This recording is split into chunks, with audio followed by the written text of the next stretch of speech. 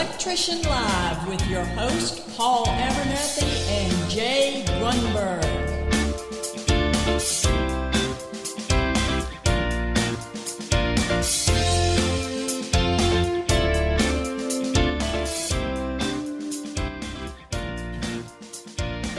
Well, howdy, everybody. Welcome to another episode of Electrician Live. My name is Paul Abernathy, one of your hosts as always, and with me, as usual, my co-host, Mr. Jay Grunberg.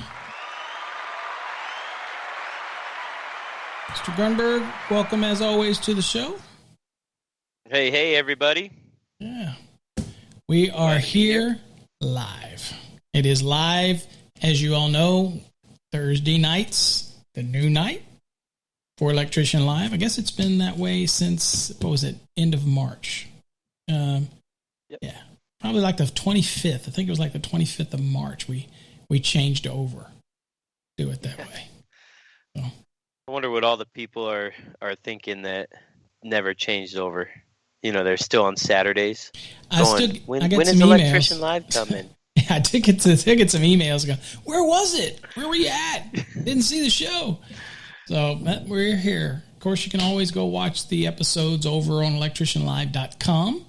Over there, where I post all of the episodes after they play. So you just go down, click on it, and you can watch the episode if you want to watch one that's something to your liking.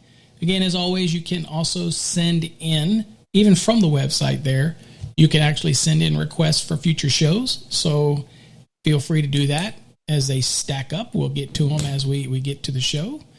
So I guess, just before we start in, I guess I should say, Jay, how was your week? How was the weekend? How was Colorado? Is it still cold, or are you warmed up now? No, we're starting to get some pretty good, consistent, nice weather. That's good. But the thing is now that springtime's coming, we're getting congested here at the household. So it seems like, like I was explaining last week, we were kind of under the weather. It just keeps changing on us. One week it was like a little stomach virus thing, and this week it's just kind of congestion in the face. But other than that, work is going good. Congestion in the face. It just sits there and it's right in your face.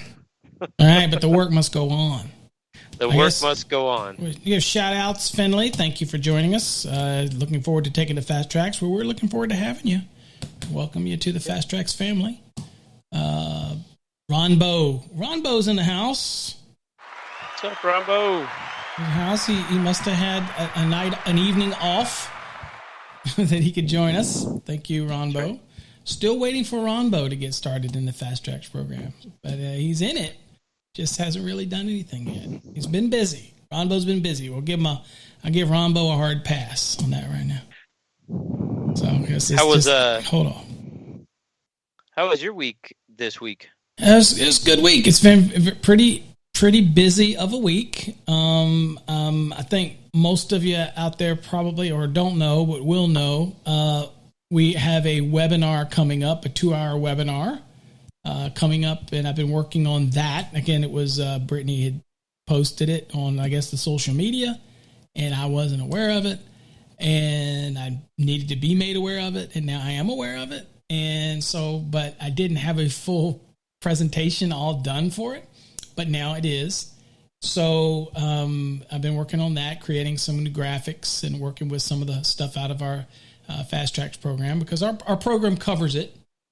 Covers tap rules, right. 240.21b, B1, B2, B3, B4. All covers all the tap rules and secondary conductor rules, and 240.21c, 1, 2, 3, 4, and 5. We cover all of that, but people like condensed, right? So I'm going to do a presentation on that. So it's going to be a 2-hour webinar. So look forward to signing up for that. It's going to be very affordable. I think I can't remember. I think it's still the mini webinar series are, I think they're $25. So I don't know where you're going to go to get that and learn everything you want to know about tap conductors and tap rules, and secondary conductor rules and sizing and that type of thing. But it's very much going to be focused on that. So that's what I've been up to. And then doing a bunch of stuff for obviously my what we call our day job. So it's been pretty busy. Oh, I guess I should tell you, most people know, and you know, as a business owner, how important soft skills are. And people take those totally for granted, right? How to deal with customers, how to retain customers, how to put the best image, best foot forward, how to retain your reputation. All those different things are all part of what we call soft skills. And so we have a new course that's out there for soft skills, and it really walks you through everything from the halo effect on how you can set the greatest impression, and it's hard for them to ever find anything wrong with you, versus setting the wrong impression. That's the horn effect. And then next thing you know, everything you do, getting out of your car, not keeping your work truck clean, the customer sees garbage fall out of the truck. You don't have time to throw it back up in there. They already have an impression of you. You're a slob. So once you get to the door, it doesn't matter what you do, you're already going to be fighting it, right? The impression. So we cover all that in it. So if you're interested in that course, it is available now. It is called the Electrician's Soft Skills Masterclass. So check that out if you want to. And I recommend it for people that have employees. These employees should be the ones that do this. Okay. What else? Oh, our sponsor is always, as you can see down here, CBD Pure. If you're interested in CBD Pure, you're interested in ointment, the oils, that whatever that is, and the soft gels. Go to electricianlive.com, and down near the bottom, you'll see the banner. Click on it, and you can get more information on it. We appreciate all the support and thank them for sponsoring the show. That's a lot of talking. So what else you got? So I have a question for you on those webinars.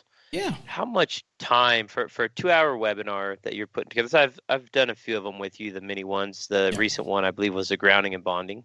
Yeah. For a 2-hour class, how long does it take you to prep that class? Would you say a rough time frame? Well, I mean, obviously I've been doing this for quite a few years, so it's a little less time. And so what happens is it doesn't take nearly as much time once I already have the graphics that I've created. But let's say I was starting one from scratch and I didn't already have pieces that I could pull from, things like that. It can take anywhere from 48 to probably collectively 48 to 72 hours. And that is dedicated hours, and nobody's going to spend the entire time doing that. So that means a couple hours here, a couple hours there. It can take weeks, but overall, you're like 48 hours broken down, depending on if it's a small one. If it's a full 8-hour webinar or something like that, and all day, that can take quite a bit of time. So right, yeah, but broken down, I try not to work on more than about 2 to 3 hours segments on presentations, because it just eats up the whole day, and I have other things to do. So but hours wise, that's probably what it takes. And somebody that's not familiar would probably take a lot longer than that.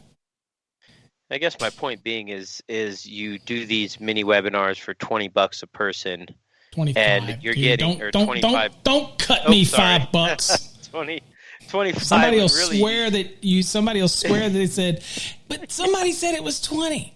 I'm just saying. Yeah, Jay said it was 20. Jay said it was 20. Make him pay the other 5. Right. Jay's paying the $5 in Bitcoins. All right, that's right. All right. So you're really, when it's all said and done, for the hourly rate or whatever you'd be putting into it, you're not even making pennies on that. You're really doing these just for us, the Fast Tracks guys. I believe it's the YouTube. Yep. Or is this open to everybody? No, this is a paid one. Well, it's open to anybody. They can pay to be in it.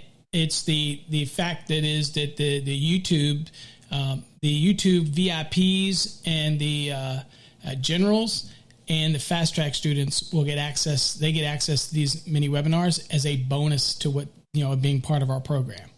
Everybody else, they have to pay. So be honest with you.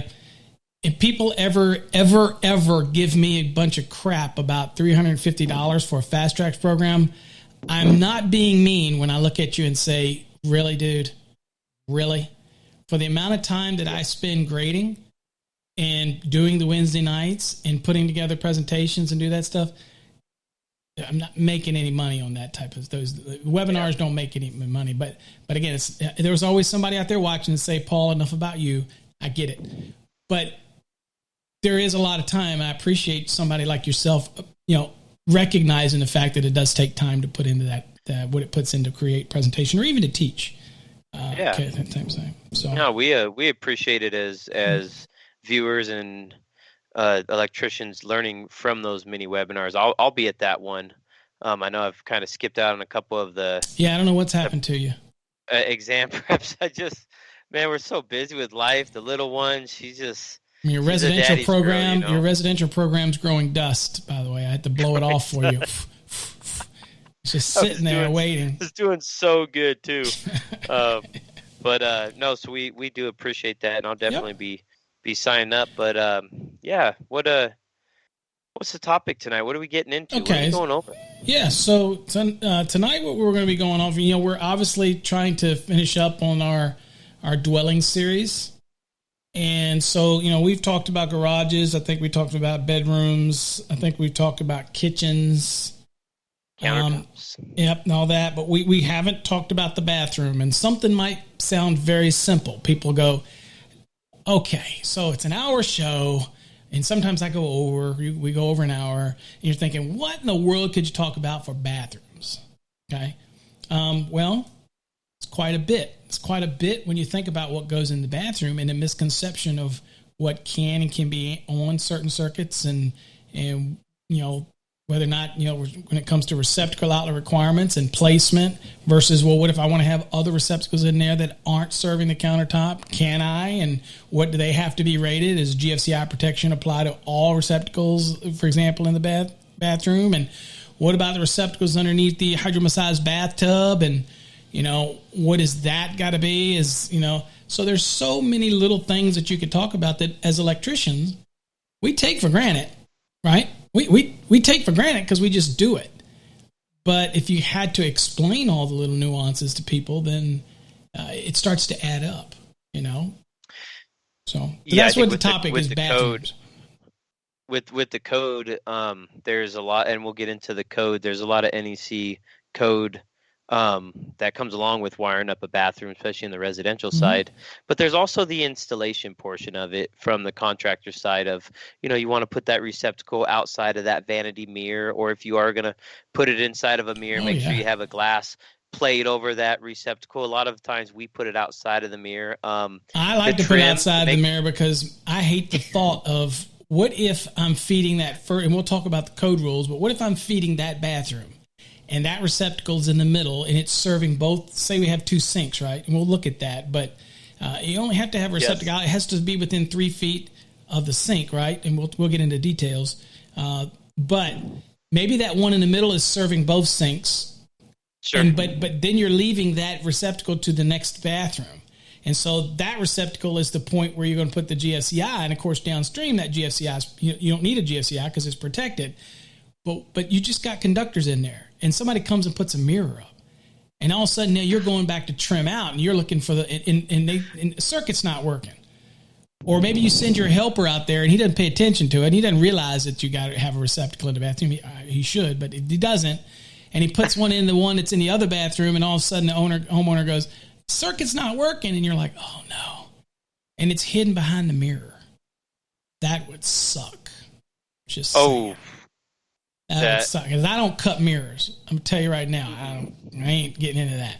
And heaven forbid, they liquid nail it, and it mirror's up there. Now it's on there, and you're like, okay. Oh, man, you're in trouble. Yeah. Yep. So I guess so we got to say some shout outs though here. Shout outs tonight. We've got also Michael. Thanks for joining us. O is in the house. Jose's in the house. We got Nick is joining us tonight as always, and we got Pooh Bear from British Virgin Islands is in the house again. Pooh Bear. Yeah, and also all of our listeners over on, and we don't want to. I forgot last week. All of our listeners over on the podcast, very popular. Our podcast probably gets 50 times more active listeners than the actual videos, because the videos started out as being a secondary thing. This is all about the podcast, but we've kind of gotten used to seeing each other. got used to the video part of it, but it originally started as a podcast, and we have a lot. We have over 300,000. I think I told you this, Jay. We have over 300,000 unique listens a month, and it's still been maintaining that. Okay, so that's over because the podcast is syndicated on Deezer, iHeartRadio, Apple, whatever that's called. The Google Podcast or Android, whatever they call that. Spreaker, Spotify. There's a lot of people that listen actually on their Alexa devices, and if I say something too loud, she'll start up because she's listening. She's over there listening. So, I mean, there's so many ways to listen to this stuff. So you can even listen. What's up? You can even listen to my Code in 5. Code in 5. I'm not gonna push it. I'm not gonna push it. I thought you were. I was kind of waiting for it. The next person that donates, I will do a Code in 5. Okay. Nice. Right. What's up, Monty? Alex, Monty's in the house. Javier, Alex, welcome. Big shout out to you guys. Thanks for joining us on this Thursday night. I know that we used to do it on Saturdays, and we're just glad that you guys came over to the Thursday night because it actually frees us up to spend time with our families, and hopefully frees you guys up as well. Bring it, boy. Jose's been listening to him. Bring it, boy. All right. All right. Well, I can't see if there's anything donate. You let me know, and I'll hit the button. All right. So let's get into bathrooms first. So let's do it. Let's do this differently, Jay. Let's talk about it from a contractor's perspective first. Okay. So you've got the bathroom. We could have a bathroom that's obviously you have a central bathroom, and you could have a master bath off the bedroom. Okay, master suite type of thing. So let's talk a little bit about the thoughts. So layout is pretty much the same as any other room, except we don't have to worry about the spacing around the wall. We don't have to worry about 6 foot, 12 foot. We ain't got to worry about all that jazz. Right.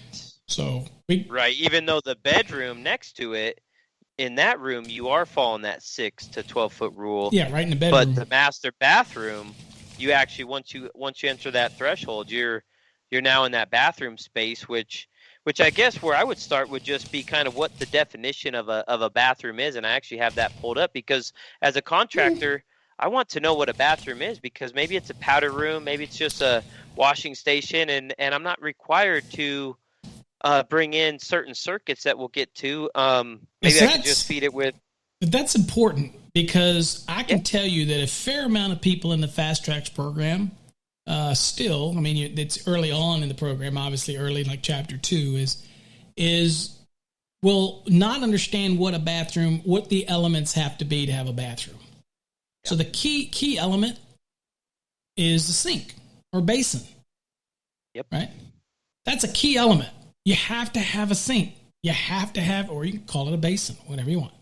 You have to have that. Everything else, you have to have at least one of something else. What are they, Jay? Yes. What do we got to have? So bathroom, an area including a sink, basin with one or more of the following: a toilet, a urinal, a tub, a shower, a bidet, or similar, or bidet. Oh, bidet. I'm like, what the heck Hold on, is this? I got something for that. Where's my a bidet? Yes, I'd like one bidet, please. Hey, you got to watch out for that bidet. I need a bidet to wash my bunghole. All right, so anyway, enough of that. All right, so I'm sorry. Did I date myself with bunghole? I am Cornholio. Okay, anyway. Some of you out there get who that is. I love that. Okay. I love that. All right. That was when MTV was MTV. MTV Or a was similar real.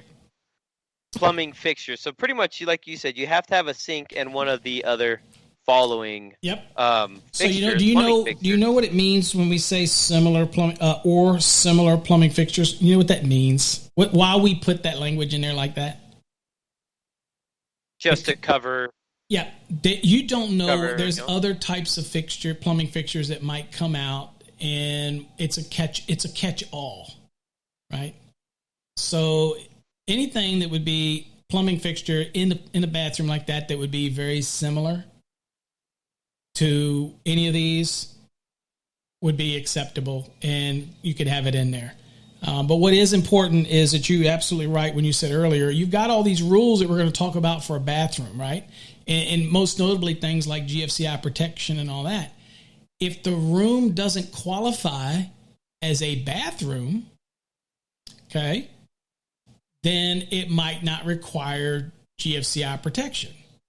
So 210.8A, we have to be careful with. Of course, we did cover that. Now you could have a room that doesn't have a sink, but it has a bathtub or shower. Then we do have rules in 210.8A now that allows, requires a receptacle within 6 feet. So we do have some rules that catch up with those unique situations where I might have a bathroom on one side, and on the other side, it might not qualify as a bathroom. So in the past, it wouldn't require GFCI protection if the receptacle is, say, within 6 feet of, let's say, a shower. It wasn't in a bathroom, it's in a separate room. Well, now it would be required to have a GFCI receptacle within 6 feet under 210.8A. So, we catch up, right? We catch up with all those things. But yes, very important. I'm glad you brought it up. Got to know what a bathroom is, and people take that for granted. It's just like a kitchen. Got to know what a kitchen is. Closed closet. People think, well, I know what a closed closet is. No. When it comes to code rules and lighting and 410 and all that, you need to know what constitutes a closed closet versus like an electrical closet or a storage closet. There's a difference, right? So, all right, let's get back. So I guess from a contractor's perspective, I'll bring in the code. We'll talk about the code, but let's talk contractor's perspective. So you're laying out you're in the bathroom. So you got to put boxes up for lights. You're going to have a light. What do you typically do, Jay? Typical bathroom. Where do you put your lights? So typical bathroom, we start with the vanity fixture. Okay. That Luminaire. Usually, the surface mount, Luminaire, that surface mounts right above the countertop, and probably above the mirror as well. Again, we like to rough it in with just a wire in the wall, and then we go back and cut it in. But again, we'll start with the. I like to put the box in. I like to put the box in, but everybody's different. My thing is, if it shifts or something doesn't line up exactly the way it needs to be, then I'm stuck trying to pull out a box and possibly remodel. But again, like you said, everybody's a little different. We usually just leave the whips in the wall. One other big thing is in bathrooms now, people are wanting to go away from the actual center vanity and maybe even possibly do two sconces. Mm-hmm. That's also like a popular thing. So again, we work on the vanity or the sconces first. We look at the exhaust fan. So again, a lot of times that's two switches for the vanity fixture and then the exhaust fan. Mm-hmm. And then a lot of times for the lighting, they'll put a 6-inch shower can fixture inside the shower itself. And a lot of times that's on recessed can with a wet location trim, right? Yep. That's exactly what we use, or we use those wafers, which are wet location rated as well. So again, you have multiple different options, but like you were saying, if you are in the shower, you definitely want to make sure that fixture is rated for that. So typically, the lighting would not be GFCI required. However, when you put that in the shower area, then usually the manufacturers will tell you in the literature that they want it GFCI protected. Right? Oh. So you have to look at the literature. If you're going to put a Luminaire inside of a shower area, then, or directly above it or whatnot, unless it's above the 8 feet, that type of thing, then you got to make sure that you're actually, look at it. If you're putting a wet location trim on it, chances are it's in a wet location, and if that's the case, look at the instructions. Okay, look at the instructions, and just to make sure whether or not it has to be GFCI protected or not. Right. Just be safe. Okay, that's a quick fix later, maybe. Although you probably end up protecting everything with GFCI at that point. But we're going to be there anyway, Jay, in 2023. So might as well get used to it. So. It's crazy because a lot of times we will bring the home run into the lighting box and then jump to the GFI box. But like you were saying, if that's the case, you could just come into the GFI with the home run and load side out to the switches, and you'd be okay. But yeah, that's normally what I see when I go into a typical bathroom. I always try to ask the customer. I give them that soft skills of hey, you know, would you like any additional lighting? What do you have? They say, oh, well, we got a fixture already picked out. Well, let me take a look at it. Pull it up real quick for me, and let me take a look, and maybe I can give you my professional opinion of where we're going to put that and what it would look like. So we go over lighting first, and then we'll go over the switch locations, because they kind of go with each other, right? For every fixture you're going to turn on, or the customer is going to turn on, or the exhaust fan, it needs to be controlled by a switch somewhere. So switching and lighting go together. And then once we got that figured out, we'll move to the required receptacles in a bathroom. Which so Alex makes a point, and I've seen this a lot too, is that a lot of inspectors will not allow the wire just to be hanging. Yep. Although, again, sometimes they just pick and choose, because they might not want that. But how many times have you actually done lighting where you're going to put fluorescent surface mounts and you just poke down the NMB through the wall and they're okay with it? Because you're going to be making that up inside of the actual luminaire itself. So, again, sometimes they want their cake and eat it too. And ultimately, you have to do what they want. But I have done what you, Jay. I have done that situation where I just poke the wire out, and I poke it out and I curl it up. I don't leave it in the wall. I poke it out so that hopefully the sheetrocker will poke it out. I can adjust it, but I actually take it up, nail it, and turn it, and put a staple, and then I turn it and I put another staple so that it's right where I want it to be out. Right. If you have to adjust it later, we have to adjust it. I was going to tell you, we talked, I guess, a couple times about what happens when you got the center, and it just happens to be the center of a stud. And that's where you want to be. And you don't want to go off to the left. You don't want to go off to the right. And I think we've talked about this. What I've done in the past is I'll use a plastic ceiling fan box. The ones that go right over top of a stud, the kind of horseshoe ones that go right over it. I'll put one of those round boxes up there, and it'll basically it'll cradle the stud. And that's how I get my center boxes. Some people will poke the wire out, and then they'll put a surface pancake. Problem with that, if you got more than one cable going into it, then you're probably going to have a problem with box fill with that pancake. Yes, you will. So I don't want to do that. So just kind of things, it's your inspectors might not like something, another inspector might. You got to kind of go with the flow.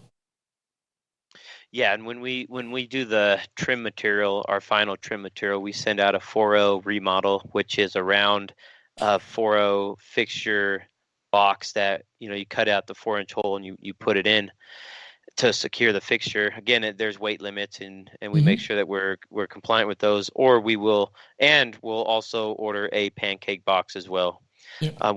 We send both of them, and again, because you just don't know. You don't know if it's just a 14.2. It could be just a 14.2 going up to it, and at that point, pancake boxes usually have the cubic inches that can handle a pancake. I think it's like 13.5 or something, or 7.5. I don't even remember what the pancake boxes typically are for the cubic inches, but usually enough for black or white and an equipment ground is not an issue for that.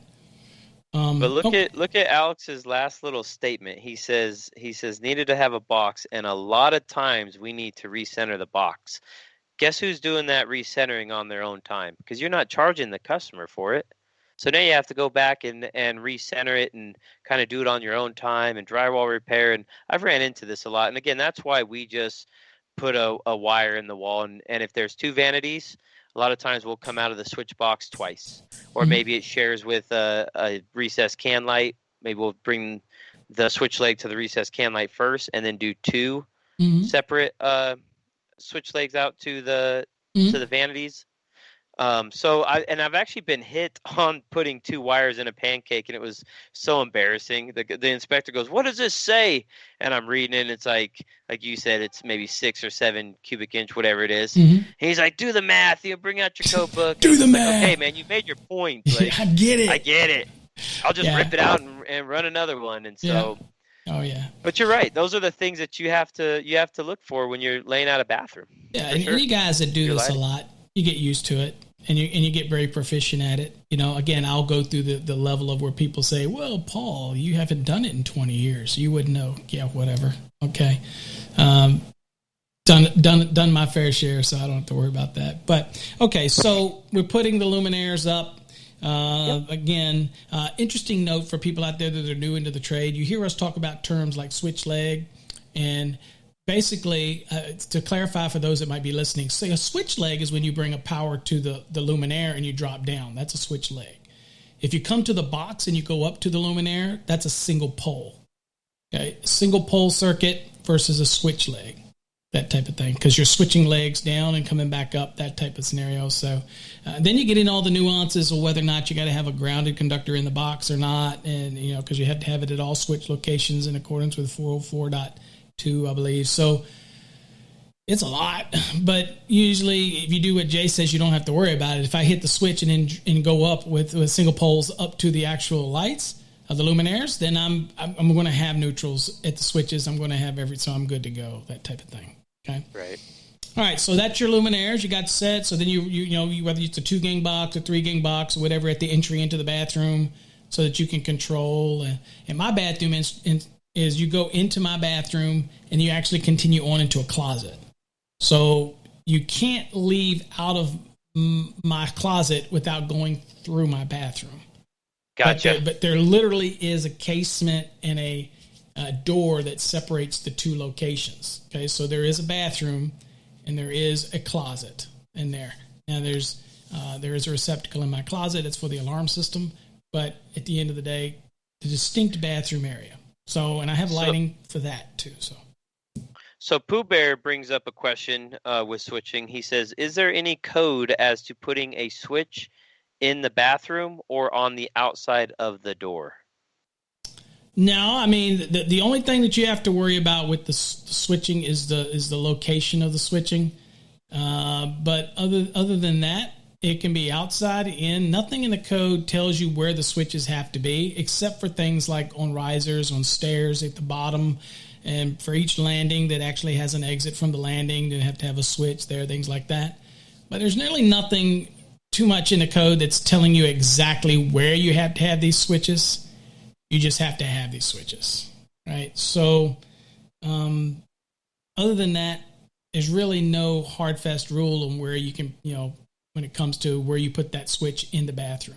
Just don't put it in the shower. Don't put it in the shower, the tub threshold, that type of thing. But really, other than that, it's really not.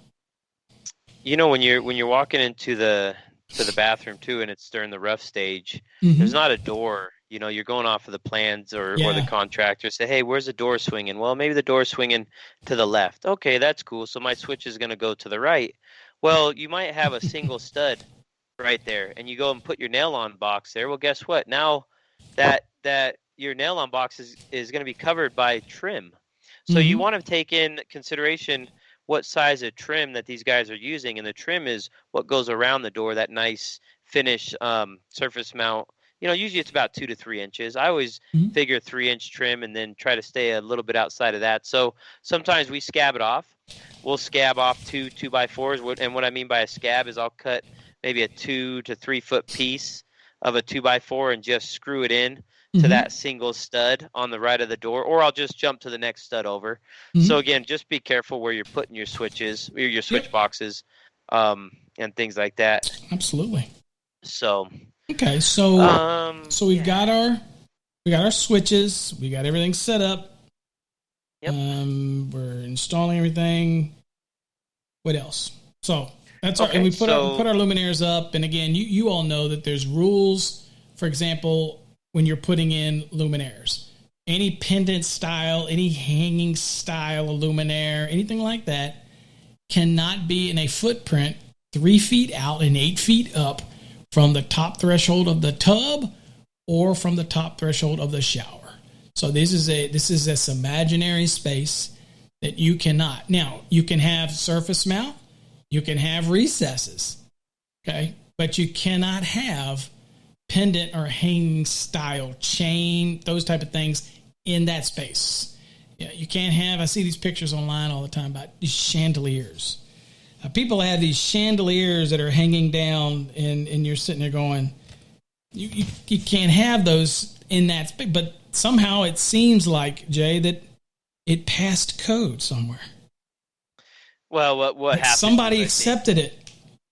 No, I don't think so. I think what happens is the electricians rough in a box and blank it off, and then they go back and install it for the home. They say, "Hey, I'll do you a solid. I'll pass inspection, but then when it passes, we'll go behind their back." And and maybe that's one instance, right? And I've actually had customers try to trick me into that. Can't we just put something there and then I'll come back later? And it's like, That's what they want to do with what you're going to put back there. That's what they want to do with the bubble covers outside, the in-use covers. Put the in-use cover on, and when the inspector leaves, take it off, because they're going to break off anyway at some point. They're going to fall off, and then nobody's going to fix them.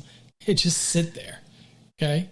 But you've seen those new ones. They're not new. I guess they've been around even when I was doing a lot of them. They're accordion style. So they sit flush. They sit flush, and then the plastic, you sit it and you grab it. It's like Tupperware, I guess. And he goes, and it pulls out, and you can put the cord in and use it. But when you're not using it, they're neat. And then they have the ones that you have to build them into the wall, so they actually go into the wall. It's not the cover; it's the whole box, and it's that type of thing. So they're a little more expensive, but that type of thing. So, all right, let's get off the lighting. So, and for those references, I guess that people want to ask about the lighting in the bathroom, that type of thing.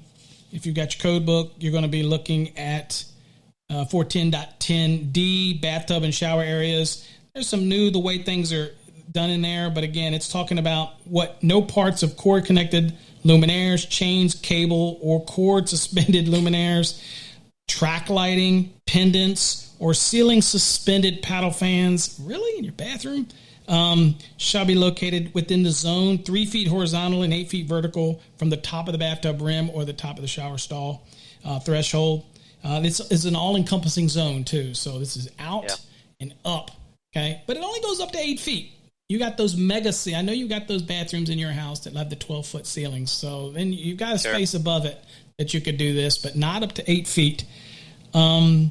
And then, of course, also it says luminaires, and in the 2020 edition, it has luminaires located within the actual outside dimensions of the bathtub or shower to a height of 8 feet vertically, okay, from the top of the bathtub rim or shower threshold shall be marked suitable for damp locations or marked suitable for wet locations. We kind of talked about that. So in our case, this is at all-encompassing up to 8 foot. If I've got a ceiling, it's 8 foot ceiling, and I've got a recessed cannon air, then I'm going to have a wet location trim on that. Usually going to have a vapor barrier on it, trim, and everything like that. Okay. And that typically, depending on where it's at, that might be just a damp location, even though wet is more restrictive than damp, so you're probably going to use a wet.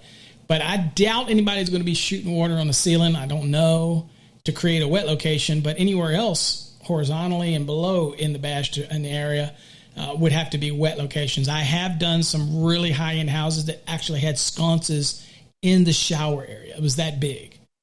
And, of course, those were subject to spray. Those they were wet location. They wouldn't have been considered damp location. And, of course, their literature did say that had to be GFCI protected. Okay. So, I mean, check that out. There's actually the way they broke it down in 2020 code at 410.10D. The 1 and 2 is actually not much different than it was before, but it has broken it out a little bit, right?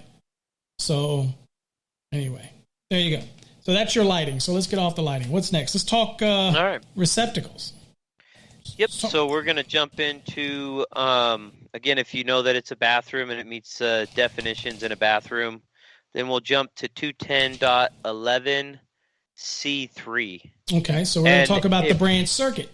Okay. We're going to talk about the branch circuit, and if you've watched any of our videos before, you're doing the fast tracks or even the residential program, this comes up a lot, actually. And 210.11C1, C2, C3, and C4, we will talk a lot about in those courses, because these are important branch circuits that you're required to bring out. And we have a C5 coming in. We have a C5 coming in 2023. Oh yeah, that's right. Okay, never mind. We won't talk about that one. We won't talk about that special bedroom circuit. Okay. All right. Yeah. All right. So what do we got to have for this? What do we got to have for this bathroom? It said, read it to me. What does the code say? Yeah. So 210. If you have your code book, 2020, go to page 64. Right at the top left, 210.11C3, bathroom branch circuits. In addition to the number of branch circuits required by other parts of this section, now, other parts of this section are the ones we just talked about. It's C1, C2, C4. Those are the other parts of this section, okay? Exactly. So, in addition to the number of branch circuits required by other parts of this section, one or more 120-volt 20-amp branch circuit shall be provided to supply bathroom receptacle outlets required by 21052D and any countertop and similar work surfaces or surface receptacle outlets. Okay, so there's an and in there. No other outlets. Right, so there's an and in there. So it's talking about this at least one 20-amp, 120-volt branch circuit supplies the receptacle requirement for 210.52D, which we'll look at next. But it also has an and in there after that, so that circuit also supplies any additional countertop or similar work surface receptacles that might be in that, quote, bathroom. Okay, now, when it says such circuit shall have no other outlets, a lot of people will confuse that slang, outlets, as being other receptacles. That's not what it means. It could mean other receptacles that aren't part of the countertop or serving 210.52D, but what it's also trying to say is that I cannot have the lighting outlets. I can have anything other than the circuit to supply the actual receptacle that's going to be required under 210.52D, as well as any of the other receptacle outlets that I might have in there that are to meet the surface area or the countertop area. Okay? All right, so that's what that circuit is. Now, Jay, it says at least one. I can have two. I can have three. I can have four if I have a bathroom like yours, right? So you got to have all the circuits in there, okay? Right. So just remember, for those that's not talking about this tonight, but if you were doing a calculation, okay, things that you have to think about is all these additional things that you're going to be doing. But the interesting thing about the code is we have values that we add to the code, okay, for different circuits. Okay, so we have things we have to add for laundry, things we have to have for small appliances. But interesting enough, when it comes to the bathroom, does not have a value that you're adding into that calculation because it's assumed that's absorbed in your 3 VA per square foot. General lighting, and general use receptacle. And use receptacles. Yeah. Okay, so laundry is going to add some value to the size of your service or whatever, and so will small appliances. The more you add, each one's at 1,500 VA. But bathroom, I can have more, but you're not going to add anything to your overall calculation. Okay, I just wanted to throw that in there. All right. Yeah. So that's the first part. Okay, so now there's an exception. What's that exception mean? So the exception says where the 20 ampere circuit supplies a single bathroom, outlets for other equipment within the same bathroom shall be permitted to be supplied in accordance with 210.23A1 and A2. Okay. Without jumping around to 210.23A1 and A2, let's kind of keep this one basic. Yeah, simplify it for us, man. We have two options, really. I have one bathroom. Let's say I have a house with one bathroom. If I have a house with one bathroom, that 20-amp circuit that I take can pick up the receptacles, but it also could pick up the other outlets in here as well, okay, like the lighting outlets. Now, the only time that the 210.23A1 and A2 really kick in is, again, you have to worry about the number of loads in which you put on it. So I could have something like a heat lamp or something like that could cause a problem. So if I have just one, keeping it simple, not talking about heat lamps, not talking about extra loads and how much I can put on a circuit, 20 amp supplying one bathroom, I can do the receptacles and the lights in there. Yep. And I do it all the time in basements. Yep. And works fine. The caveat is that circuit cannot leave that bathroom. Nope. Got to start in there, and it's got to stay in there. But you remember the conversation I had earlier with Jay when I was talking about that 2 bathrooms and putting that receptacle behind the mirror? Well, that's a case where I'm just running the 20 amp to serve the receptacle requirement. And typical bathrooms, Jay, I know they added it in here, but typical bathrooms don't have additional countertop or work surface receptacles. They usually have the one that serves the countertop, right? Right. Could have others. Could be a big work. Could be and this came about because people wanted to have receptacles over for their makeup area, which doesn't. Sure. It's just not a sink. It's just a separate counter space, and they need receptacles there. Well, it can be on this circuit. It's okay to be there. They're not required to be there, but they could be there, okay? The real rule here is the receptacle has to be within a certain number of feet of the sink basins, right? So if I have the example like I gave Jay, and I'm hitting the one bathroom, hitting that receptacle, but now I want to jump out of that box, and I want to go to the bathroom on the second floor, okay? Maybe a little Jack and Jill bathroom up there for the kids. I can go up there and hit that receptacle, but that's it. I can only do the receptacles. That would allow me, under the general rule, I can go and hit that receptacle, and I can go hit the other receptacle. Under this exception, I can, and all I can do is the receptacles. I can't do the lighting outlets because the general rule said no other outlets, right? But if I want to supply the lighting and the receptacles and use this exception, then I have to go into that one bathroom and I have to stay in that one bathroom. That's it. Now, the bathroom upstairs, if I did have two bathrooms, I could bring a bathroom circuit up there and do the same thing up there if I want. Okay? Not how I do it. Be honest with you, I usually will hit my lighting on with the bedroom, and my receptacles will be looped from different rooms. And people say, well, yeah, but what about a hairdryer? Come on, that's so a rarity. How many times do you have multiple bathrooms going with multiple hairdryers going at the same time? I know you're thinking, oh, all the time in mine. Really? Really? You trust me, you don't. Right? Well, I got a little daughter, and then I got. You don't. Okay, just stop. And you could always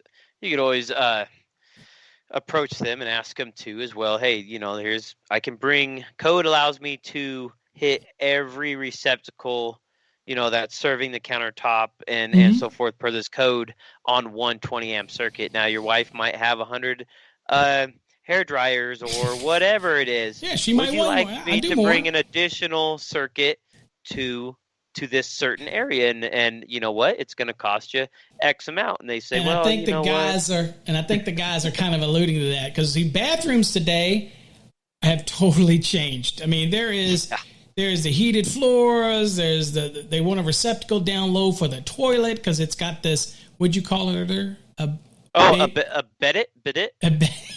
Is that what it was? We got, hey, they call a receptacle down for their bidet. so they have a receptacle down there for, let's say, a bidet. Oh my goodness! And he is from Colorado. Folks. Right. Come on, you know what I'm saying? He does root for the Rockies. We use baby wipes. Yeah, that's right. He flushes the non-flushable baby wipes in Colorado. That's right. I'm just saying. All right, so we're going way off track. So that's the circuit. Now, here's the other thing that people don't understand with this rule because it's kind of been wishy-washy through the years. Once you meet this requirement right here, Jay, to have that 20 amp circuit to do it, can you have additional branch circuits in that bathroom? And do they all have to be 20 amp? The answer to that is they do not all have to be 20 amp.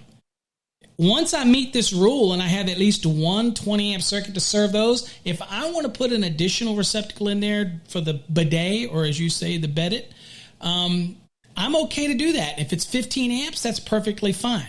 Now, what is common is that 210.8 is going to tell us, 210.8a is going to tell us that they all have to be GFCI protected. But I can have other receptacles in there if I want for those other applications. Perfectly fine. If I want to put one down low or whatnot. Because I do this all the time when I run a hydro massage bathtub. Okay, it's not a hot tub.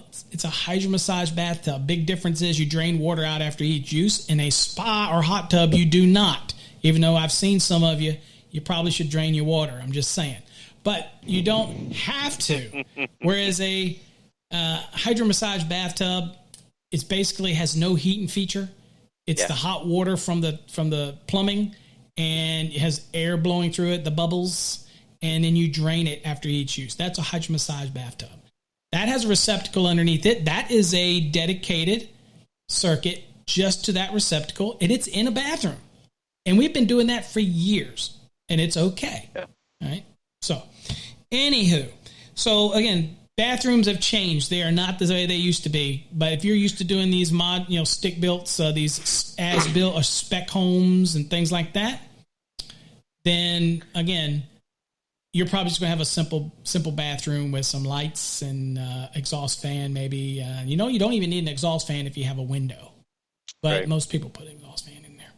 So you have GFCI requirements in 210.88a that have to meet. And, of course, that hydro massage bathtub is also going to have to be GFCI protected as well. That's in accordance with Article 680 in those rules as well. I'm sorry. Go ahead. No, you're good. Like the guy said with the heated floors, the tower racks, the heat lamp fan, all these added this is why you get the big power, bucks, if you want baby. to say this. Well, you're only going to get the big bucks if you're aware of these things or if you're asking the right questions. So, again, that's where these – and I'm pretty sure you go over in your soft skills training course is asking the right questions. You go into these bathrooms and you know what the code is, but you want to ask, hey, are you guys having heated floors? Oh, you know what? We are. Okay, well, that's going to be an additional, 15 or 20 amp circuit. Can I get the specs on it? We were talking about that last week on kitchens. Is a big thing for me as a contractor is I want to know exactly what appliances, what equipment, what are the specs on everything that's going in to this bathroom. Because like you said earlier, if you read what the manufacturer says, that tub is probably going to have a dedicated circuit. The floor heat is probably going to require a dedicated circuit. The heat lamp that's tied in with the exhaust fan is probably going to require a dedicated circuit. Well, that was the 210, by the way, folks. That was the 210.21 A3 and A4. That's when you go look at this. What is it? No, it wasn't A3 and A4. What was it, Jay? Help me out. What was it? It was A1 and A2. If you go look at that, A1 and A2. Yep. If you go look at that, that is permissible loads on multi-outlet branch circuits. And when we say multi-outlet, we're not talking multi-receptacle outlets. It's multi-outlet. Okay, so luminaires that go into a light box, that's an outlet. Okay, in case you didn't know, the boxes you put around your room to put a device in it, a receptacle in it. Okay, that's an outlet. You just happen to be putting a device in an outlet. People want to call those receptacle outlets all the time, but that's not. It's theoretically it is a receptacle outlet once you put the receptacle device inside of the outlet box. And I'm really getting nerdy now, so I'll back away from that a little bit. But 210.23a 1 and 2, that has to do with things like cord and plug connected equipment not fastened in place, limiting it to 80%. And of course, utilization equipment fastened in place, you're limited to 50%. If it shares lighting, lighting or cord and plug connected utilization equipment, or both, then if they're both supplied, which is why that's giving you this notice, because it's going to severely limit the amount of load that you can have on that branch circuit, and that could cause a serious problem. So that's the thing that people want to put heat lamps and exhaust fan and light on the same circuit. They need to be very careful with 210.23a 1 and 2 to determining what they're working with, so they know whether or not. And then, of course, you're trying to put it on with other things in there, the other luminaires in there. It's not going to work. Okay, so that's why it makes reference to that. So as long as you can make it work out, you can do it. But just be careful. But bathrooms today, I did some high-end bathrooms that had saunas in them, and it had the steamers. Sure. And we had to bring us like 40 amps to these steamers, 30 or 40, I can't remember. And these steamers that they would steam up everything. I mean, it was just outrageous, all the stuff that was in a bathroom. And I was like, dude, I'm just going in there to pee, you know what I'm saying? I mean, mine, I might do other things. But at the end of the day, these things were, how much time do you spend in your bathroom? Yeah. Anyway, I don't know where I was going the wrong direction again, man. You just have to save me, Jay, when I go those directions. No, it's, the bathroom is very crucial because you're adding more circuits, again, when they add more equipment in there. So just be careful as a contractor that you're asking the right questions. And let's talk about the receptacle. Circuit. Talk about the receptacle that's required to serve these basins. Let's talk about that a little So bit, because this is something that people confuse that too. Are we jumping to 210.52D? Is that Yes. where we're going to? Okay. So if you have your code book, go to 210.52D, and let me see here. So this is the receptacle outlet. Okay, and you notice that it's in section 52. It's in section 52 in 210, which is obviously branch circuits. It's because we're getting into receptacle outlet placement. Where the receptacles, you're used to 210.52A, that's your general use, the receptacles around your living room, dining room, then you move on to B, your kitchens for small appliances, and then you move on. So you're starting to move around, and so now we've worked our way all the way up to the bathroom, and we have to have a receptacle in the bathroom to serve these basins. Okay, so what does it say? What's D? Yep, what does D tell us? It says at least one receptacle outlet shall be installed in a bathroom within 3 feet of the outside edge of each basin. Okay. Outside edge of each basin. Okay, so what's interesting about this is that, remember we said the one in the middle of the mirror? So let's say I have a double sink basin, 2 basins. A lot of people think that this rule means you have to have the receptacle outlet within 3 feet. You have to have one for each basin. And that's not what it says. It says you have to have at least one, and it has to be within 3 feet of the outside of the basin. If that one receptacle outlet is within 3 feet of both of those basins, then you only need the one. You're good. That's it. Most people put one on the end and one on the other end, or on the wall, the perpendicular wall, or whatever. That's fine. If your basins are far apart, then you might need to do that. The one in the middle would work. I personally hate putting anything in the middle, especially if there's always a mirror there. That's just a no-no for me. It's on the left, and then if I need to have another one because that one's not within 3 feet, I put one on the right and be done with it. I do not put things in the middle because a mirror is going to go there, and I do not want to get involved in somebody forgetting to cut it, or I'm just not going to do it because I'll break it. Yeah. I'll say, you covered it up, you pay for it. 7 years of bad luck. And if it's my personal home with my wife, which I would share the master bathroom with, all her crap would be plugged into it. So my razor, my toothbrush, I'm having to plug it into my bedroom. And that's not where it belongs. So guess what? I'm probably going to give each basin their own duplex receptacle, right? But like you said, hey, maybe they only budgeted what the minimum is. They want to know the minimum. Well, that's small where little houses, those 1,200 square foot houses. We used to do quite a few of those too. We call them spec houses. I mean, it's just a code spec, just minimum spec. 6 and 12s, countertops 24. We say 2 and 24. 2 and 4 is what we say. Just bare bones, bare minimum. Okay, and when you do that, you can give them one receptacle. But again, if it's in the middle and it's got a double vanity, there's no way I'm putting it in the middle. But again, be careful. Be careful of the mirror placement, because you might have to put the receptacle horizontal and not vertical, which is still an option. So, if and some customers want it right there, right in the center. So what's next? What is next? It says after each basin. It says. Yep, the receptacle outlet shall be located on a wall or partition that is adjacent to the basin or basin countertop, located on the countertop, or installed on the side or face of the basin cabinet. Okay, so it can be in the side because of maybe your mirror issue or spatial limitations. It actually can even be in the face of the cabinet. Okay? Sure. Okay, so it gives me some options. All right. So Which is nice. Yeah, I mean, it's nice. I don't think I'd install it on the side because, again, it means that I got to go in and I got to cut the side of the cabinet, and I'm going to have that wiring method running in that cabinet, and I'm going to have some inspector argue that it can be subject to physical damage, so they're going to make me sleeve the NMB and something in there, and they're going to say sleeve it in liquid tight, and I'm going to have to argue with them and tell them that liquid tight doesn't protect anything from physical damage, and they're going to argue with me and say, well, then what are you going to do? And I'm like, I don't know. You're the one that told me to protect it. It is protected. It's inside the cabinet. Okay, it's tucked away. What do you want? Well, I just put some liquid tight on it. Okay, but you remember that doesn't protect it against physical damage. Do you want your green tag or not? Okay, yes, I want it, sir. Whatever you want, I'll put it in it. Or I'm going to say, no, sir, I'm going to put it in rigid metal conduit just to make you happy. Okay, That's it. It's probably not what I'm going to do. All right. Anyway, Keep on going. What do we got? Okay, so we know where we can put some things. Yep, you have a little bit of flexibility right there, and then it also goes into saying, in no case shall the receptacle be located more than 12 inches below the top of the basin or basin countertop. Okay, so it's kind of like the kitchen thing, right? Kitchen countertop.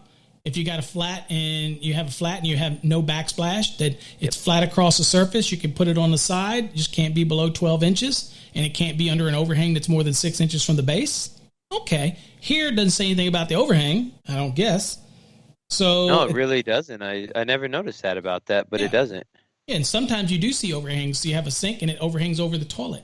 It's kind of weird like that, but okay, it's things to think about. All right, what else? Well, and the big reason for that 12 inches down maximum is the cord for, let's say, your toothbrush or the dryer. The hair dryer is a little longer, but the small appliances, they're about 2 feet long. So you have a foot of it hanging down, and then you have about a foot of cord, if not 9 inches, to kind of place your appliance if it has a 2 foot cord on it. So that's why they don't want you to go down anymore. You go down 2 feet down below. Now you're running an extension cord. And that's the last thing. If you're having to run an extension cord for your toothbrush, you got problems. I'm just saying. You got problems. They make manuals. You don't want to, and like Elwood says, they have those receptacles that sit in the drawers too. Mm-hmm. Yep. They have those as well. Again, you want to make sure that those meet code compliant, because if they're below that 12 inches, then obviously they don't meet that countertop code here. Now read the last sentence, and I'll give you some insight on this. So what's the last sentence there? Yeah, of course. It says receptacle outlet assemblies listed for use in countertop shall be permitted to be installed in the countertop. Okay, so these are just like in the kitchen, where you can have those listed assemblies that actually round or square, whatever, that they actually mount in the cabinet. Some that pop up, some that are in it, and they go bloop, bloop, like that or whatever. They're designed to be mounted in the countertop. And then when they come up, they will not be receptacle in the face-up position. They will be usually, horizontal. Okay, or the ones that pop up or literally pop out. Now, do not confuse those with relocatable power taps.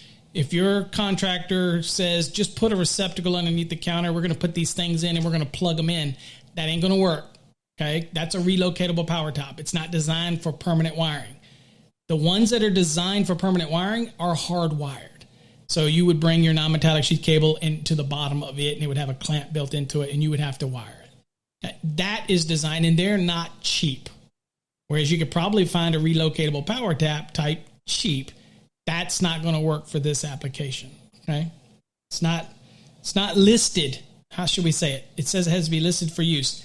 Those are not listed for this type of use. Okay, they are out there. They are expensive to get the ones that pop up.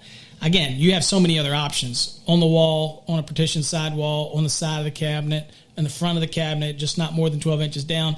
You got a bunch of options before you have to go cutting a counter and putting something in a counter. If you can get away from that option, get away from that option. You know what I'm saying? Yeah, that's really going to cost you some money. Yep. All right. What else? The installation of it doesn't always go as well too, because you have to coordinate with who's cutting out the countertop.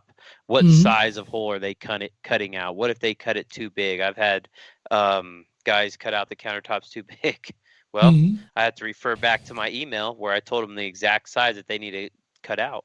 Absolutely. And you have to be on the money. Luckily, we were able to find another listed countertop that fit that actual hole size. Okay. So we were able to do some research and get it. But again, I had to special order that one. It cost me a few extra bucks to rush deliver it to get it installed before inspection. So just make sure you're coordinating that too, but stay away from them. Don't do the pop-ups if you don't have to, if the customer doesn't request them. Yeah, if you don't have to, stay away from it. So I guess we pretty much covered the circuits. You could have a number of circuits. We know the minimum required 20 amp one to serve this receptacle that we're talking about that serves the countertop. Let's see. I guess we should probably talk about the GFCI requirements just to get that out of the way.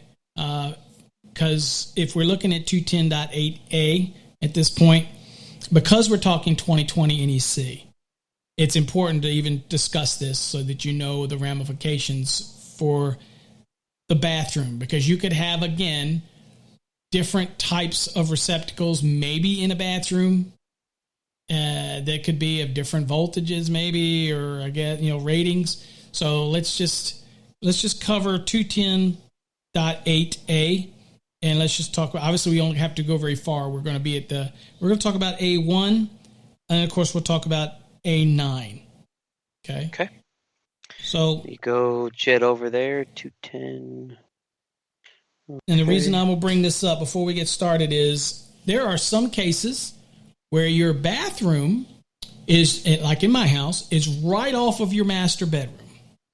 Okay.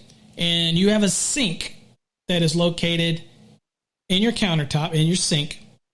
And you have, we're also going to look at 7 too, A7. And so I have a receptacle that's just inside the bedroom that's on the wall. Okay. So when you look at 210.8a, and I'll get this one out of the way, Jay, and we'll talk about the others. Sure. A7, sinks.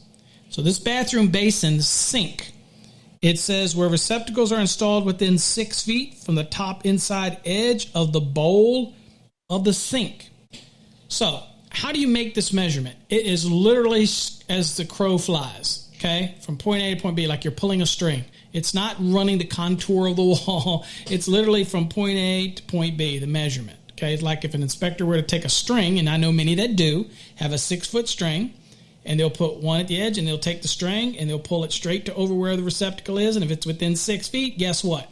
It's got to be a GFCI protected. So if the receptacle, depending on your layout in the bedroom, which is a different circuit, is within 6 feet of the top inside edge of the actual basin, it is inside edge, right?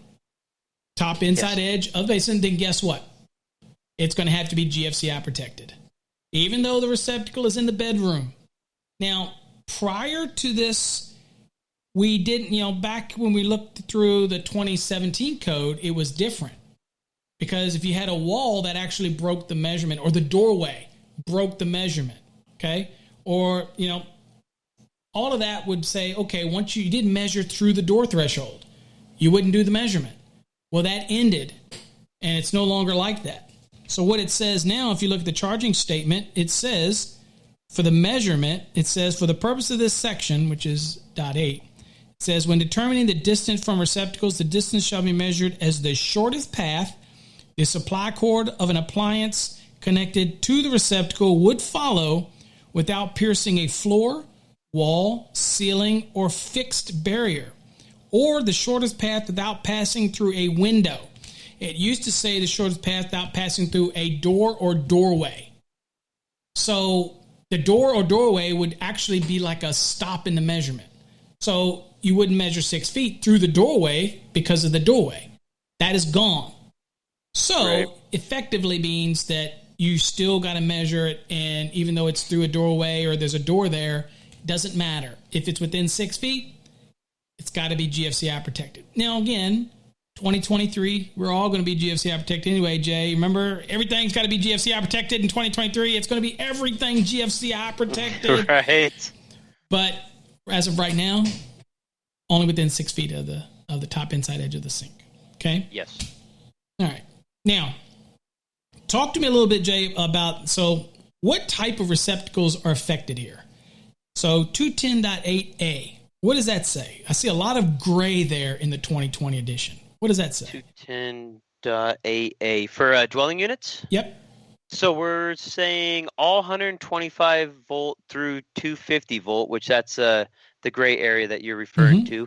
All 120 volt through 250 volt receptacles installed in locations specified in 210.8A1 through A11 and supplied by a single phase branch circuits rated 150 volts or less to ground shall have ground fault circuit interrupter protection for personnel. So in dwellings, essentially all 120 volt circuits, all of those are going to be 150 volts or less to ground, so 120. So they're going to be required. So the interesting thing about this is people will notice that the voltage rating, the amp rating of the circuits is no longer there anymore. It doesn't matter whether it's 15 or 20. Yeah, they were 15 or 20. Not there anymore. It's gone. So it applies to any 15, 20, 30, 40, 50. Doesn't matter. This is all about the voltage. Okay, 125 volts through 250 volts. And here's a little tip for you. Anytime in the code that you see something referenced to 125 volt or 250 volts, your mind should be thinking device, receptacle. Anytime you see things that say 120, 240, your mind should be thinking branch circuit or feeder applications. Kind of like AFCI's 210.12. That's a branch circuit rule because it uses 120 volts. This is a receptacle rule. It uses 125 or 250, which are NEMA ratings for receptacles. So if you're really struggling for exam, you get an exam question, for example, and it's talking about 120 volts, then you know it's about something to do with the circuit and less about the device. Okay, just a tip for you. All right, so A1 is bathrooms. So again, obviously, all 125 volt through 250 volt receptacles, and I don't know why you'd have a 250 volt in the bathroom, but this is again about receptacles. Okay, this is a receptacle rule. All right, not about hard wiring. It's about receptacles. Let's see here. And then, of course, we talked about 7, and, of course, the last one is 9. And this is that one, Jay, that says, well, what if I've got a bathroom and then I got a separate area that is not qualifying as a bathroom? Sure. Okay, it's totally out of the bathroom. It's in another area. Okay. Maybe it doesn't have a sink. Yeah, maybe it doesn't have a sink. Because in definitions, you had to have a sink or a basin to consider it as a bathroom. So maybe it's just a shower stall that, maybe you're going in and showering up at a gym or something and they don't have a sink. Well, this is dwelling units. So this is dwelling units, not gym. That's right. But we do have that in. We do have that in 210.8. At B, though, we do have that for showers and all that is there. That actually was added in 2020, so that's probably why you said that, because that was added in 2020, but only for other than dwellings. But you could have a separate shower area, let's say down near the beach or somewhere like that, and you have somewhere to the showers in there when you first come in. You might into the building. You might. I mean, most of their showers are outside, but you could have one that comes in and all it is a shower, and it's not really. I have actually seen them at Nag's Head. Inside of the bottom portion of the building, it has a shower and a toilet, but no sink. Right. So that wouldn't qualify as a bathroom. But now that this is it's very clear in the code, it says that bathtubs and shower stalls, any receptacle that's within 6 feet of the outside edge of the bathtub or shower stall, got to be GFCI protected. Didn't need to be a bathroom. It's a bathtub and shower stall. Okay. And of course, then that made sense. So then it moved over into other than dwellings as well. So it makes sense. So anyway, I don't know that covers the GFCI rule. That covers everything for bathrooms. I don't know of anything else that we would need to cover for a bathroom. It pretty much covers everything. Yeah, and I don't see many comments. I'll refer to Miguel. He said, I ran, and I don't know if this was in a bathroom or not, but he says, I ran into a fixture that was 150 pounds. Tomorrow I'll be figuring out how to anchor it on or in a high-rise drop ceiling for 150 pounds. Yes, so that's going to be a box with an independent support, which is usually going to be a cable for something that heavy. Typical fixture luminaire boxes are limited to 70 pounds. Anything above that, it's going to be independent. It's going to be separately supported. And they do make these designs for ultra heavy boxes and setups. Okay. But the typical luminaires are going to be limited to 70 pounds. It's 35 pounds and is general and 75. Anything that's going to be over 35 pounds, I'm going to have to tell you the amount, and that's in 314. So, good luck with that. And yeah, I was just gonna say, may the hernia be with you. I hope you have some help, man, because that's heavy. Yeah. So, Jay, I don't have anything else to add tonight. You got anything else you want to add tonight? I think it's pretty much. No, I mean, I guess some of the questions that I get asked sometimes is, are you allowed to put an electrical panel in a residential bathroom? Am I allowed to put my subby, bruh, inside my master bath because maybe I have a wall that would be suitable for it, That's always a question that I get asked about that. And I myself, I've seen them in bathrooms. I don't install them in bathrooms, and Paul will explain why, or you will explain. Well, but it's not so much the panel as it is the overcurrent protection. So if you look in the code 240.24, see, it's E as in Elwood. It says not located in bathrooms. It says in dwelling units, which is interesting. I'll tell you a quick story in a second, but it says in dwelling units, dormitory units, and guest rooms or guest suites, overcurrent devices other than supplementary overcurrent protection, which means that I could have some piece of equipment in there with built-in overcurrent protection. That is not the main overcurrent protection. That is supplementary to the piece of equipment. So that's a supplementary overcurrent protection. Shall not be located in bathrooms, period. However, I remember back years ago, I did a bathroom for I did a building, probably wasn't, about 10 years ago, 15 years ago. I did a building they were going to hang these Oriental rugs everywhere, right? And they are heavy.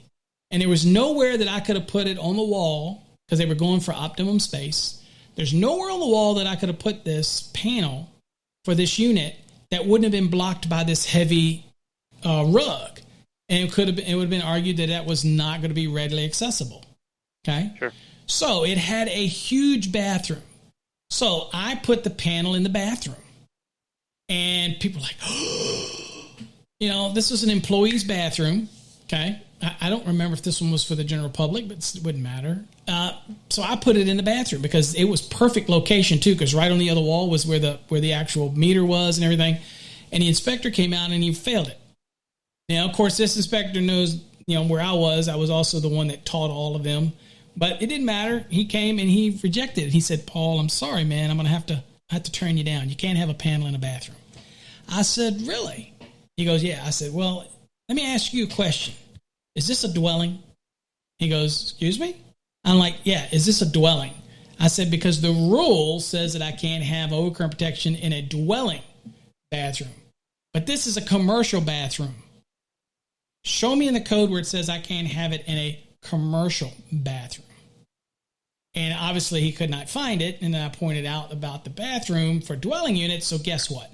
It went from a reject to, you learn something new every day. And we got it. And ultimately that was the best place for it because that was the only place that was going to give. And it had all the clearances, workspace. Everything was fine. But that was the best place to put it. So it's important to know those little things because that would have sucked to have to move that after I already committed to it, right? Whereas, so it's less about the panel board. It's less about the panel cabinet. In this case, it's more about the overcurrent protection. That's the issue, okay? Humidity, things like that in there causes problems, okay? Longevity, long-term reliability, those type of things in the bathroom. Typically in the commercial, there wasn't a shower in there that wasn't in there, although there's nothing in the code that prohibits that. Okay. So if somebody wants to put a public input in and says, why can't you do it? You can do it in commercial. Why don't you do it in a dwelling? It probably won't get passed because this has been in here a while. But at the end of the day, it's important to know that. Commercial, this doesn't apply. This only applies to dwelling units. Yep. Any other questions? No, the questions I had are actually, covered them all. I did have one where, could a person have a laundry room in their bathroom? Could there also be, because I've done this with installations where when you walk into the bathroom, you have the toilet, the sink, the shower in one area, and then there's another area. You obviously have to enter through that one doorway to get to the bathroom, but also to the side of it, there is a laundry room as well, like a little built-in, for a stackable washer and dryer. Now, even though that laundry room is in the bathroom, I would have to imagine follow certain rules for that laundry area, or could I possibly use the bathroom power. Okay. Now, the lighting won't matter because lighting's lighting. Okay, so the first thing that you want to follow in your question is that it's a big difference whether or not you're going in. So now if I have to pass through the bathroom, okay, to get, so let me put it this way. Usually inside of a closet, the receptacle is going to be more than 6 feet from a sink. Okay, usually that. So that's not going to require GFCI protection. The lighting doesn't have to be GFCI protected anyway. That could be on with the lighting anyway. It wouldn't matter. Okay, for that part. So that's the lighting. When it comes to the laundry, if there's going to be, if it's a single family dwelling, for example, and it doesn't use the allowances for laundry in a multifamily building where you have a laundry facility on site, which means that I don't have to have a laundry circuit to this dwelling unit of a multifamily building if I have a laundry facility on site, right? But we're talking regular dwelling units, then I would still have to have the laundry circuit. I'd still have to have the requirements of 210.11, I guess, what is that? C2? Yeah, C2. I still have to have the laundry brand circuit, okay? Because remember, the bathroom can't have any other outlet on it. Can't have anything other than what's to serve by that one, right? So if I was building out, let's say, a cubby end, which is going to have like a stackable in there, right? Very common. Have a stackable in there, then I would still have to have my laundry circuit.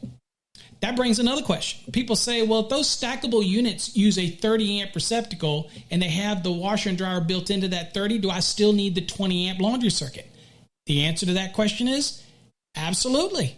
The code says that I have to have a 20-amp branch circuit for the laundry. But I've got a 30-amp there. Well, kudos to you. But the code says that I have to have a 20. So you put it there, and if they're stackable, then you put a 30 amp there for the stackable, but you still got to have the 20. Okay? Right. Okay. So, So you could have a laundry area within a bathroom, but now you have to divide it where that barrier is at and go, okay, maybe the left side of this room is the bathroom. I need my dedicated 20. I need to do what we've just explained. And then to the right of the room is the laundry area. Now I'm treating that as a laundry area. So if I go through a threshold, now other people can interpret this differently, but if I go through a threshold and I enter into a laundry area, yes, even though it's off the bathroom, if I go into a laundry area, then you also have to remember that as far as the GFCI requirements are concerned, it's a moot point, right? Because I believe that in 210.8A10, laundry areas, they're supposed to have GFCI protection anyway for that circuit. So, and that's now required for 125 volt through 250 volt. So that also means that the dryer in that area would have to be protected air as well under this rule under 210.8A. Yes, sir. Okay, so that's already covered. So it ends up, in your case, for the laundry being a moot point, except for the fact I still have to bring my laundry circuit there. Right. Still got to have that. And let's say it's in a bathroom that simply has, and I've had bathrooms like this, that simply has a cutout. It's still in the bathroom, but it has a cutout, right? Then if I'm standing in a bathroom and I'm actually touching the washing and dryer stack, let's say, unit, then any receptacle that I install there, I consider that part of the bathroom. But if I have to walk through a threshold into another room, then that's a laundry area. It's got its own rules. So there's a lot of times that things are accessible from the bathroom, yet you're still standing in the bathroom when you're working the washer and dryer, right? So maybe, for example, it could be a big bathroom efficiency, and it has bifold doors on it. You open those bifold doors, you're still standing in the bathroom when you're doing your laundry, okay? So I would require any receptacle in there to be treated just like I would any receptacle that's in the bathroom. Good news is you don't have to even give this any brain thought anymore because now the way the code's changed, the only thing that's different here, like I said, is you still got to have your laundry circuit. And remember, dryer circuits are not required by the code. If you run one, you got to account for it in your load calc, okay? But they're not required, okay? The washing machine, the ironing board one that could be on the laundry circuit, all those type of things, that's required. You have to have that 20 amp circuit. Okay, whatever you want to plug into it, you can have it. But the dryer is not a requirement. Elwood wants to know timers in bathrooms. Are they allowed? If you do have a timer, does it have to have an override? Timer? You mean for the lighting?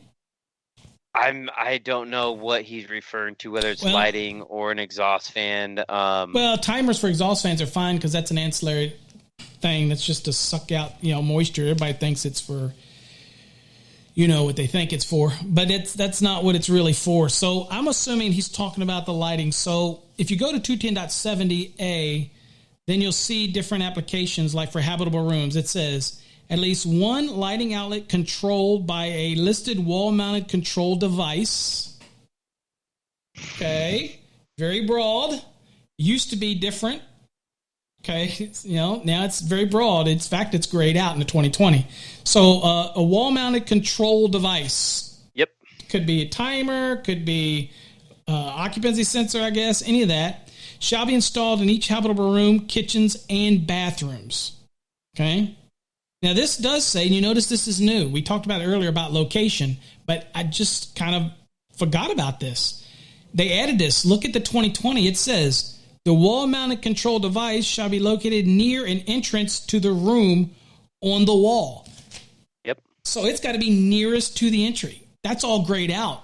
Finally, we're starting to see locations where they're requiring you kind of vaguely, but like in a bedroom, that doesn't say that it's got to be right there at the entrance, although it makes sense, but it doesn't say that. When you come into the entryway of the house and your front door, it doesn't say the switches have to be near the front door.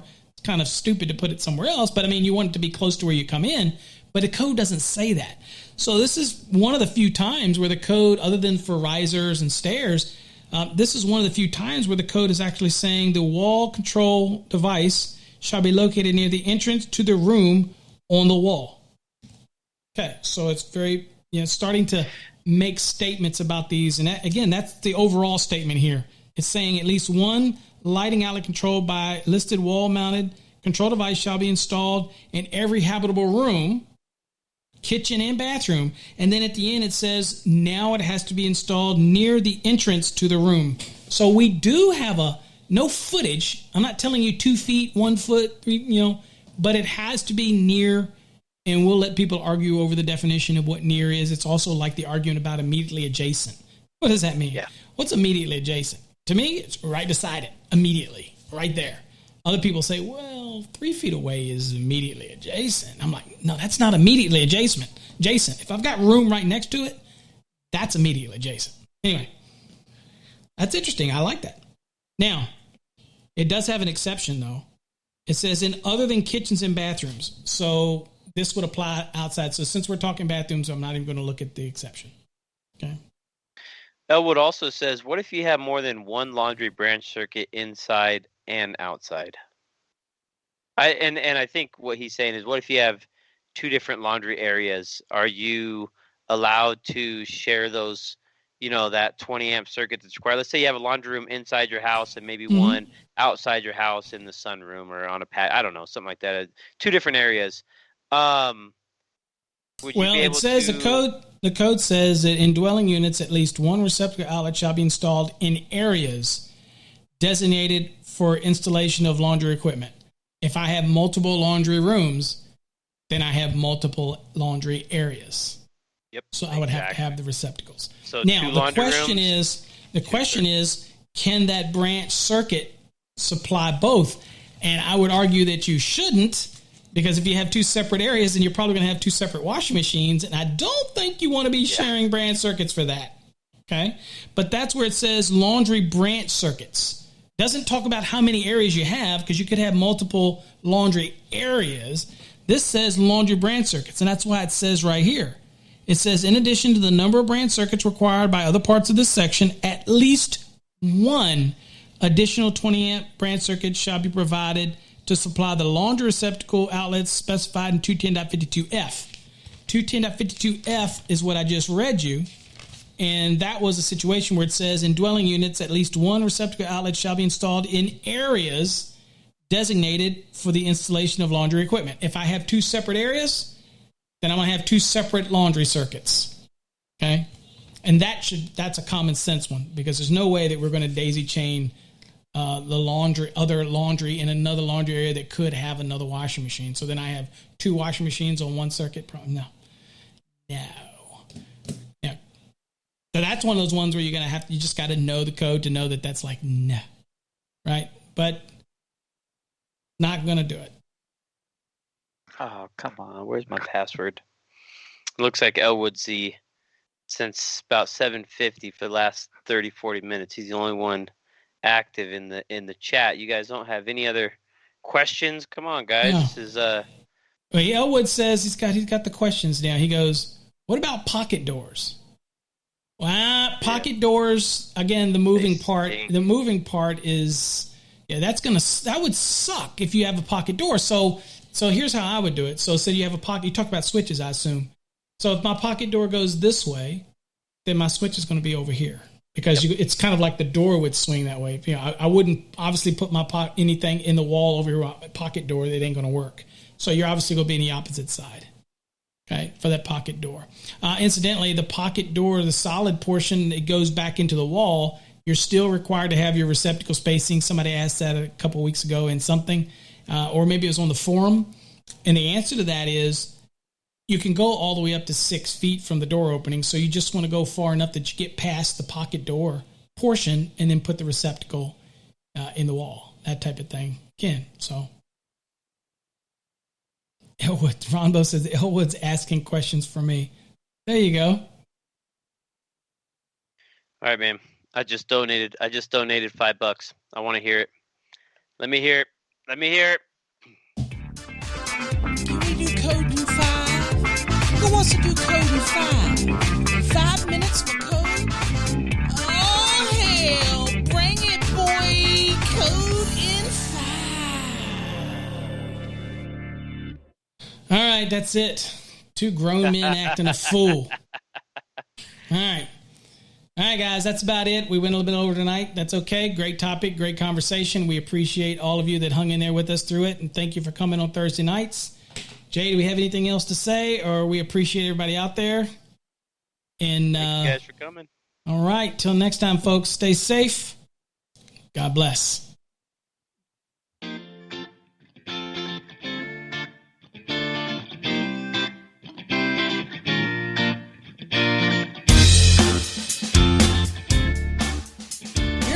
To Electrician Live with your host, Paul Abernathy and Jay Grunberg.